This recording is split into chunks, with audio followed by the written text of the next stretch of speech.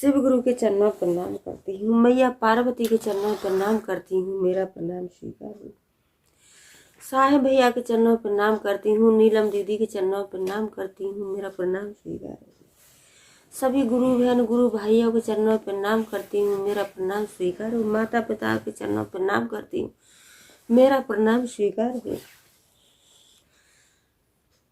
नीलम दीदी, साहेब भैया नीलम दीदी के माध्यम से हमें 3 सूत्र मिला है। पहले में दया मांगना है, दूसरे में चर्चा करना है, तीसरे में 1 से 8 बार से प्रणाम करना है। आइए, आप सबका कमलेश भक्ति चैनल पर आप सभी का स्वागत है।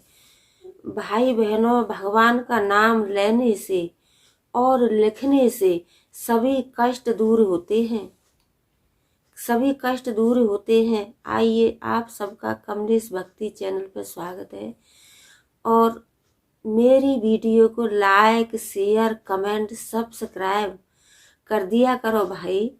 मैं आपके लिए इतना मेहनत करती हूँ तो मेरी वीडियो को लाइक शेयर कमेंट सब्सक्राइब कर दिया करो और लास्ट में कमेंट में हर हर बोले ओम नमः शिवाय जरूर लिखना। क्यों कि भगवान का नाम लेने से सभी कष्ट दूर होते हैं, लिखने से सभी कष्ट दूर होते हैं। आइए, कमलेश भक्ति चैनल पर आप सभी का स्वागत है। मैं आपको एक बहुत सुंदर चर्चा सुनाने जा रही हूँ। चर्चा बहुत सुंदर है।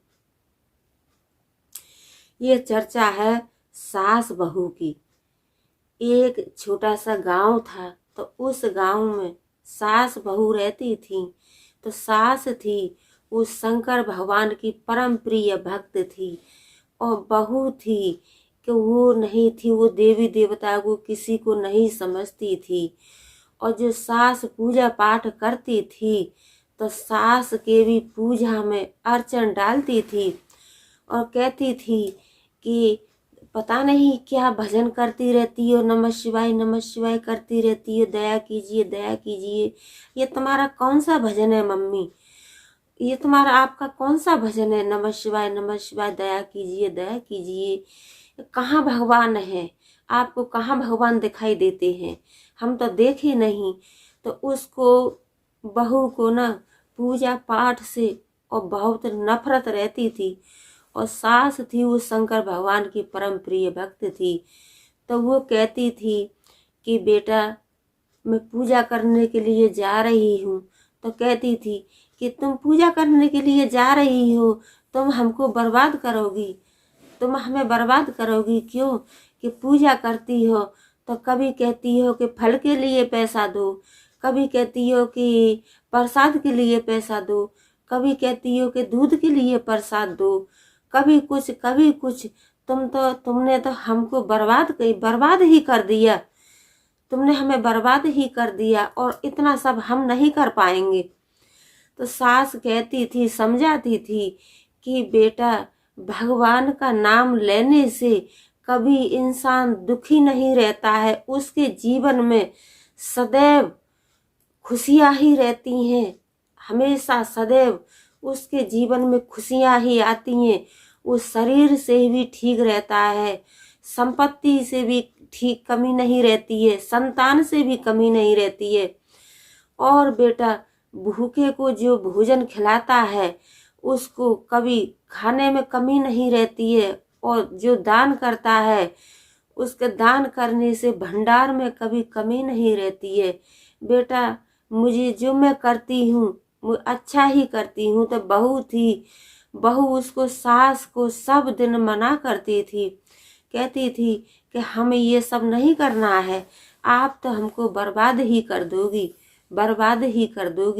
सास थी वो बेचारी समझाती थी कि बेटा पूजा पाठ करने से बहुत लाभ होता है, घर में खुशियाँ आती हैं, घर का कष्ट दूर होता है और भूखे को खाना खिलाना चाहिए, भिखारी को दान देना चाहिए। और बेटा पूजा पाठ करने से तो क्या हुआ कि समय के अनुसार और बुढ़िया एक दिन बीमार पड़ गई। तो ठंड पड़ रही थी, बेचारी जैसे पूजा करने के लिए नहीं जा सकी। तब वो अपने बिस्तर में ही और देवों के देव महादेव का 3 सूत्र का पालन कर रही थी। नमः शिवाय, नमः शिवाय, नमः शिवाय। देवों के देव महादेव दया कीजिए, गुरुजी दया कीजिए, ऐसे ही कर रही थी। तब बहू आई और कहने लगी कि गुरुजी करती रहती हो, कहाँ है तुम्हारे गुरु, कहाँ है तुम्हारे गुरु, गुरुजी करती रहती हो, नमः शिवाय करती रहती हो। तो सास फिर समझा करके यही बोली कि बेटा कोई बात नहीं है, मेरे पे उठा नहीं जा रहा है और मेरी तबीयत खराब है, मैं नहाई नहीं हूँ, कोई बात नहीं है, मेरे देवों के देव महादेव ऐसे ही मेरी प्रार्थना स्वीकार करेंगे। और कहते हैं कि इंसान गंगा जी नहाने जाता है, रोज नहाता है, रोज धोता है, तो ऐसे गंगा नहाने से और ऐसे नहाने से कुछ नहीं है। क्यों कि इंसान शरीर से नहा लेता है, लेकिन जो मन के अंदर मैल है उसको कोई नहीं धोता है। वो तो 100 में और 10%, 8% ऐसे होंगे कि जो अपने दिल से पवित्र होंगे।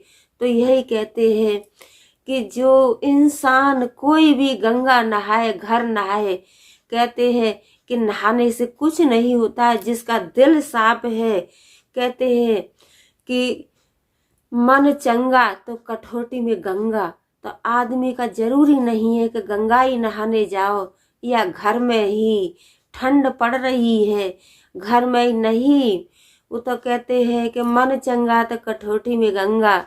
जिसका मन पवित्र है, जिसका मन सच्चा है, वो कहीं कुछ नहीं, उसके लिए कहीं भी गंगा ही उसे दिखाई देती है। उसका मन पवित्र है तो सब कुछ पवित्र है। तो यही कहती थी, लेकिन बहू थी वो कुछ नहीं समझती थी, क्योंकि वो घमंडी थी। तो एक दिन क्या हुआ कि दरवाजे पे भिखारी और भीख मांगने के लिए आने लगे। तब वो भिखारी तो नहीं थे, वो तो शंकर भगवान और मैया पार्वती और ब्रह्मा विष्णु सभी देवी देवता, कोई गरीब का रूप रख के, कोई भिखारी का रूप रख के, कोई कन्या का रूप रख के और दरवाजे पे आने लगे।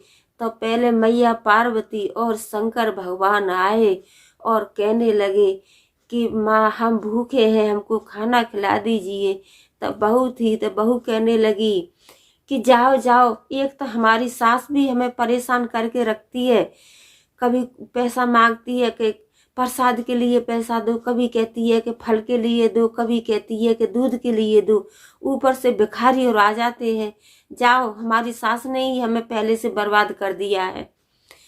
तो वो तो शंकर भगवान थे, मैया पार्वती थी और आए और देवता, सारे देवता देवी सब कोई भिखारी का रूप रख के, कन्या का रूप रख के ऐसे ही आए और सब कोई मांगने लगे कि बहन हमको कुछ कपड़ा दे दीजिए, हमें ठंड लग रही है।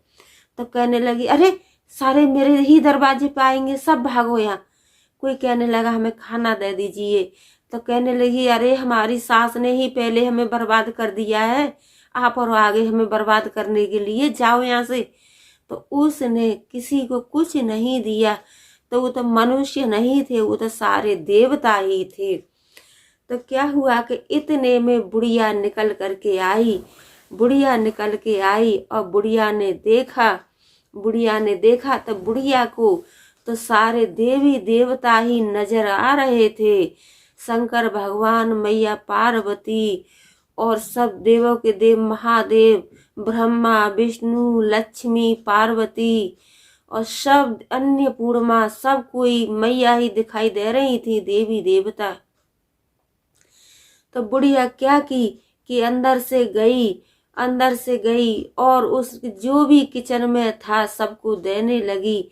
तो शंकर भगवान सब देवी देवता एकदम प्रकट हुए और कहने लगे कि हम आपकी भक्ति से इतने खुश हैं कि आपने हमारे लिए इतना किया, हम आपकी भक्ति से बहुत खुश हैं। और बोलो मेरे भक्त आप क्या चाहते हो।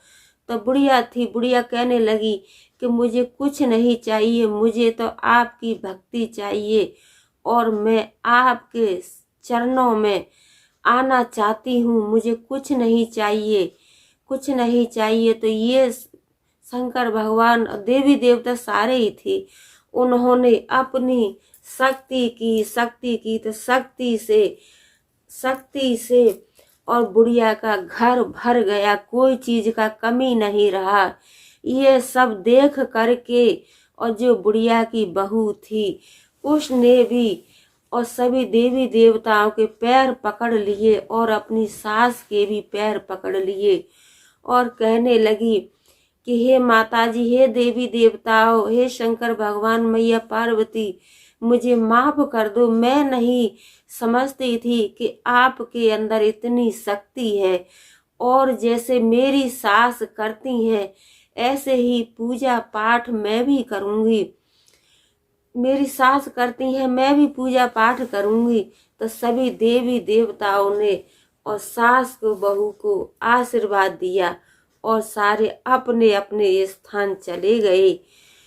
तो मैं यही कहती हूँ कि जैसे हे देवों के देव महादेव आपने बुढ़िया की इच्छा पूरी की, ऐसे सभी की इच्छा पूरी करना। और मेरी वीडियो को लाइक शेयर कमेंट सब्सक्राइब जरूर कीजिए भाई। मैं आपके लिए इतना मेहनत करती हूँ, तो जो रेड कलर का बटन है उसे जरूर दबाइए और साइड में घंटी है उसे भी जरूर दबाना। मैं आपके लिए इतना मेहनत करती हूँ। और लास्ट में कमेंट में हर हर भोले जरूर लिखना, क्यों कि भगवान का नाम लेने से और लिखने से सारे कष्ट दूर होते हैं। मेरी वीडियो को लाइक शेयर कमेंट जरूर करना और लास्ट में हर हर भोले ओम नमः शिवाय करना। जय जय।